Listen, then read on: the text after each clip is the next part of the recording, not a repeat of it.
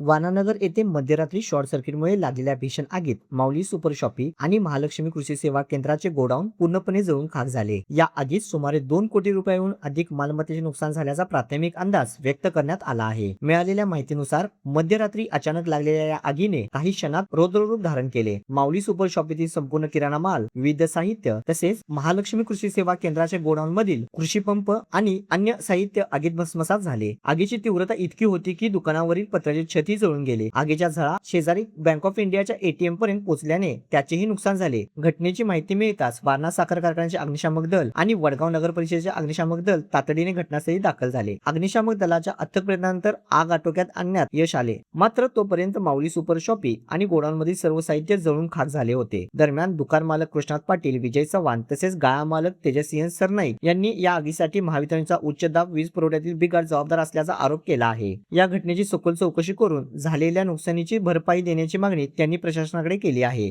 माझं नाव कृष्णा तुकाराम पाटील. मी माऊली बाजार, माऊली super shoppe हे वारणागरी येथे चालवतो.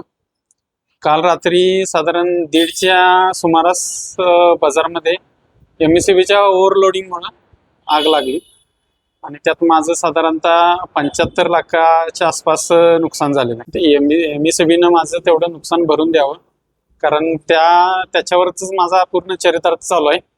दुसरं उत्पन्नाचं साधन नाही माझं झालेलं नुकसान तेवढं MSCB कडून भरून मिळावं ही अपेक्षा आहे माझी. सरनाईक, कालची झालेली घटना ही माझ्या जागेत झालेली आहे. सदरची जागा ही आमच्या मालकीची होती. माऊली सुपर मार्ट व महालक्ष्मी कृषी सेवा केंद्राचे गोडाऊन होते तिथं. त्याचबरोबर 2 ATM होते. त्यामध्ये MSCBचं ओव्हरलोडचा प्रॉब्लेममुळे अंतर्गत शॉर्टिंग झाल्यामुळे सर्वसाधारण आमचं 90 लाख रुपये बिल्डिंग व माझं गोडाऊनचं नुकसान आहे आणि माऊली सुपर मार्टचं सर्वसाधारण एक 60 ते 80 लाखापर्यंतचं नुकसान झालेलं आहे.